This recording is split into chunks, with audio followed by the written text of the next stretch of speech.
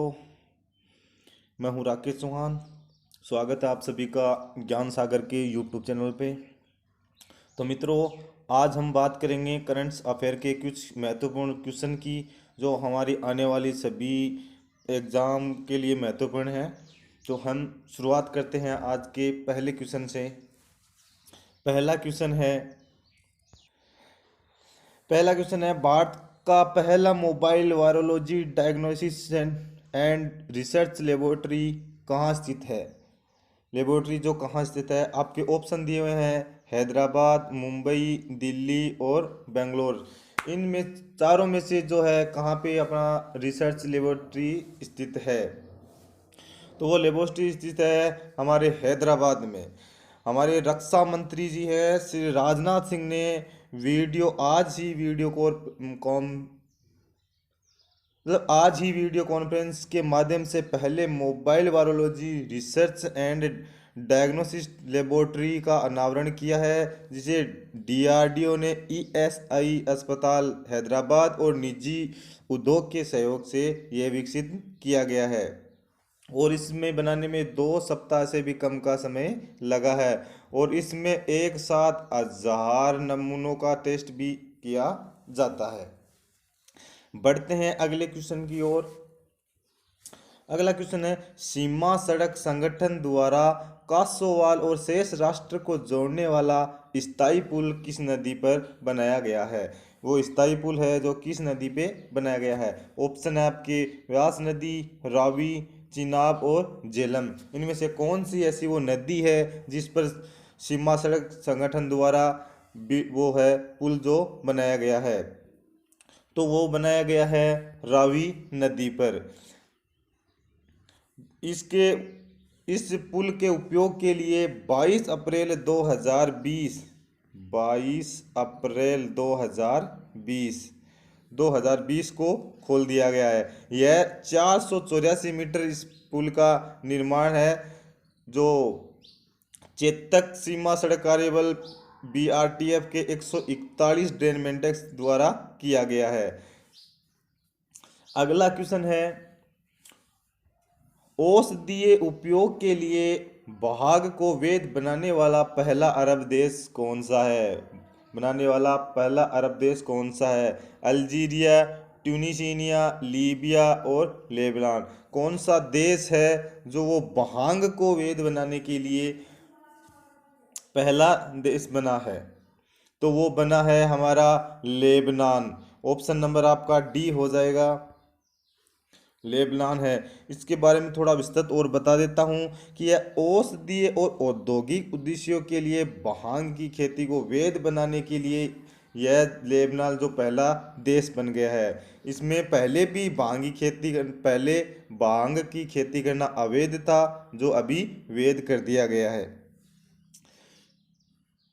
अगला क्वेश्चन है, कौन सी भारतीय कंपनी इजराइल को अपना पहला पूर्ण डिजिटल बैंक बनाने में मदद करेगी? मतलब कौन सी वो भारतीय कंपनी है जो इजराइल को अपना पहला डिजिटल बैंक बनाने में सहायता करेगी? वो है टीसीएस, फ्लिपकार्ट, पेटीएम और इंफोसिस। और इन चारों में से वह कौन सी है जो इजराइल की मदद करने वाली है? तो वो हो जाएगी हमारी टीसीएस कंपनी है, जो इजराइल को सहायता प्रदान करने वाली है। अगला क्वेश्चन है, किस राज्य सरकार ने शिक्षा प्रदान करने के लिए संपर्क दीदी ऐप लॉन्च किया है? मतलब किस राज्य सरकार ने है जो संकल्प दीदी ऐप है वो लॉन्च किया गया है? ऑप्शन है मध्य प्रदेश, राजस्थान, उत्तराखंड और हरियाणा। मतलब इन चारों राज्यों में से कौन सा वह राज्य है जिसकी सरकार ने दीदी ऐप है जो लॉन्च किया है? तो वह है किया है हमारे उत्तराखंड राज्य ने। उत्तराखंड राज्य ने जो संपर्क दीदी ऐप लॉन्च किया है। और इस पहल का उद्देश्य है शिक्षा को संवादात्मक और रचनात्मक बनाना है। बात करते हैं अगले क्वेश्चन की। अंतर्राष्ट्रीय मोटरसाइकिल निर्माता संघ के नए अध्यक्ष के रूप में किसे नियुक्त किया गया है? मतलब अंतर्राष्ट्रीय मोटरसाइकिल संघ है उसका नया अध्यक्ष अभी चुना गया है, वह कौन है? ऑप्शन है आपके जोहान सोलोमन, रुद्रतेज सिंह, राकेश शर्मा और उपयुक्त में से कोई नहीं। तो मित्रों इन चारों ऑप्शन में से बताना है कि कौन है वो शख्स जिसको अभी फिलहाल में नया अध्यक्ष के रूप में नियुक्त किया गया है। तो वह किया गया है राकेश शर्मा को नियुक्त किया गया है। अगला क्वेश्चन है, और थोड़ा ये राकेश शर्मा जो इसी संघ के पहले उपाध्यक्ष भी रहे हैं और अभी फिलहाल में उनको अध्यक्ष बना दिया गया है। अगला क्वेश्चन है, किस दिन को अंग्रेजी भाषा दिवस के रूप में मनाया जाता है? मतलब कौन सा दिवस है, मतलब तारीख बतानी है कि कब वो है अंग्रेजी भाषा का दिवस के रूप में मनाया जाता है। मैं 22 अप्रैल, 24 अप्रैल, 25 अप्रैल और इनमें से कोई नहीं। मतलब किस दिन जो ये मनाया जाता है। तो इन दिए हुए में तो मुझे कोई लग भी नहीं रहा, तो हमारा उत्तर हो जाएगा उपयुक्त में से कोई नहीं। और वह मनाया जाता है 23 अप्रैल को। कब मनाया जाता है? 23 अप्रैल को मनाया जाता है। और इस जो 23 अप्रैल की शुरुआत हुई थी, मतलब इस भाषा दिवस को मनाने की जो शुरुआत हुई थी 23 अप्रैल 2010 को की गई थी, जिसमें संयुक्त राष्ट्र की 6 आधिकारिक भाषाओं को भी शामिल किया गया था। और अंग्रेजी और फ्रेंच संयुक्त राष्ट्र की जो 2 कार्यकारी भाषा हैं और इनके बारे में तुलनात्मक अध्ययन जो किया जाता है। अगला क्वेश्चन है, यूनेस्को द्वारा किस शहर को विश्व पुस्तक राजधानी 2020 के रूप में नामित किया गया है? मतलब यूनेस्को द्वारा कौन से शहर को विश्व पुस्तक राजधानी 2020 का नामित किया गया है? ऑप्शन है हांगकांग, कुआलालंपुर, दिल्ली और सिडनी। मतलब इनमें से चारों में से कौन सा ऐसा शहर है जो यूनेस्को के द्वारा नॉमिनेट किया गया है? तो वो शहर है आपका कुआलालंपुर। ऑप्शन हो जाएगा बी। मतलब कुआलालंपुर को संयुक्त राष्ट्र ने शैक्षिक, वैज्ञानिक और सांस्कृतिक संगठन के रूप में यूनेस्को द्वारा नामित किया गया है।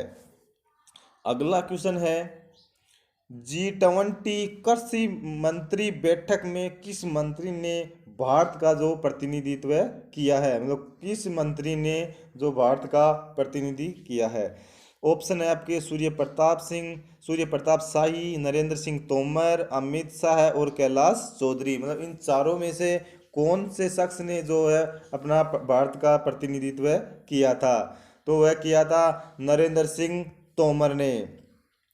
नरेंद्र सिंह तोमर जो हमारे केंद्रीय कृषि मंत्री भी हैं और जिसकी इस G20 की अध्यक्षता सऊदी अरब ने 21 अप्रैल 2020 को वीडियो कॉन्फ्रेंसिंग के माध्यम से की थी। और इस सम्मेलन के दौरान दुनिया भर में खाद्य सुरक्षा और पोषण की सुरक्षा के लिए खाद्य और कृषि वस्तुओं की आपूर्ति में निरंतरता सुनिश्चित करने का निर्णय लिया गया था। अगला क्वेश्चन है, किस राज्य या केंद्र शासित प्रदेशों ने कानूनी प्राधिकरण ने वरिष्ठ नागरिक सेवा शुरू की है? मतलब किस राज्य या केंद्र शासित प्रदेश ने कानूनी प्राधिकरण की वरिष्ठ नागरिकों की सेवा है जो शुरू की है? ऑप्शन है ए राजस्थान, बी झारखंड, सी तेलंगाना, ऑप्शन डी इनमें उपयुक्त में से कोई नहीं, नन ऑफ दीज। मतलब कौन सा राज्य है या केंद्र शासित प्रदेश है जिसने यह सेवा शुरू की है? तो वह शुरू की है इनमें से तो है कोई नहीं, और वह की है जम्मू एंड कश्मीर ने। जम्मू एंड कश्मीर ने जो है यह सेवा शुरू की है। अगला क्वेश्चन है, किस संगठन ने लॉकडाउन लर्नर्स सीरीज लॉन्च की है? वर्तमान में हमारे भारत जो है लॉकडाउन झेल रहा है, भारत सरकार के द्वारा 3 मई तक लॉकडाउन को आगे बढ़ाया है। कोरोना वायरस का कहर जो अभी भारत में जारी है, लगभग 25,000 लोग जो हैं कोरोना वायरस से पॉजिटिव हैं। 800 के लगभग जो है मौतें हो चुकी हैं और कुछ अभी रिकवरी भी कर रहे हैं। तो दोस्तों, घर पर रहें, सुरक्षित रहें। क्वेश्चन की बात करते हैं कि किस संगठन ने लॉकडाउन लर्नर सीरीज लॉन्च की है? IMF, UNODC, WHO और ILO। मतलब किसने है जो लॉकडाउन की लर्नर सीरीज जो है जारी की है, लॉन्च की है? तो वो लॉन्च की है UNODC ने।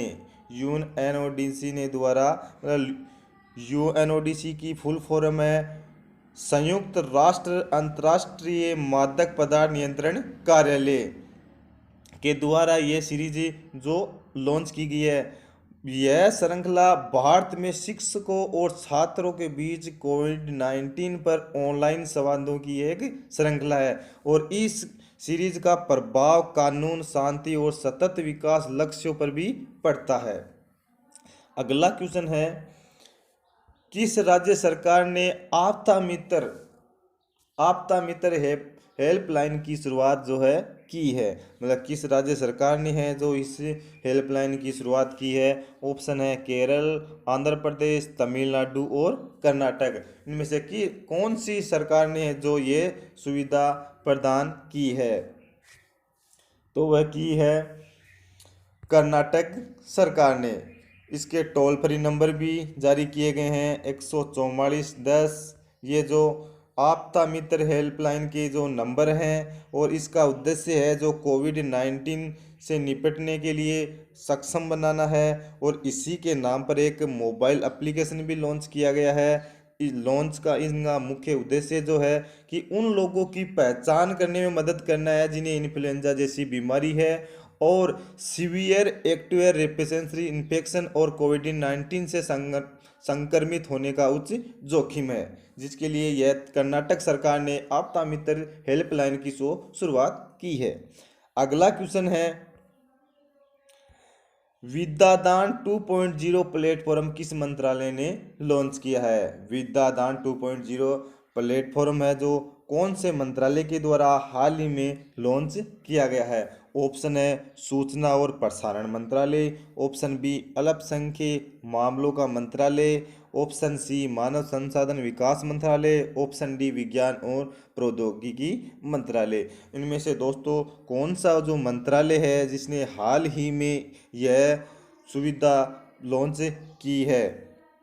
तो वह की है मानव संसाधन विकास मंत्रालय ने। ऑप्शन हो जाएगा हमारा सी, मानव संसाधन विकास मंत्रालय ने 2.0 प्लेटफॉर्म का भी वर्तमान में लॉन्च किया है और यह कार्यक्रम डिजिटल पाठ्य सामग्री को उपलब्ध कराने में मदद करने के लिए दीक्षा प्लेटफॉर्म पर जो लॉन्च किया गया है। और इसी के साथ विद्यादान ई लर्निंग सामग्री को विकसित करने और उसमें योगदान करने के लिए यह सामान्य राष्ट्रीय कार्यक्रम जो है और उपयोग के लिए दीक्षा ऐप पर प्रकाशित होने से पहले सामग्री की निगरानी शैक्षणिक विशेषज्ञों की एक टीम के द्वारा जो की जाएगी।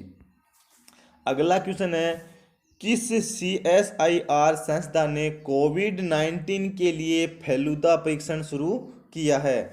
ऑप्शन है सेल्युलर आणविक जीव विज्ञान केंद्र, भारतीय रासायनिक जीव विज्ञान संस्थान, ऑप्शन सी जीनोमिक्स एवं एकीकृत जीव विज्ञान संस्थान, और ऑप्शन डी है केंद्रीय औषधि संस्थान।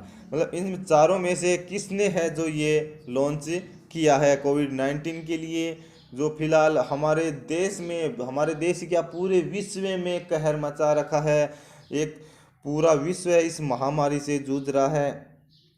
तो इसी से जुड़े कुछ मुद्दे सरकार ला रही हैं, कुछ कार्यक्रम कर रही हैं, कुछ वैक्सीन का निर्माण पर शोध चल रहा है और सरकार अपनी तरफ से जितने उपाय हो सकते हैं उतने कर रही है।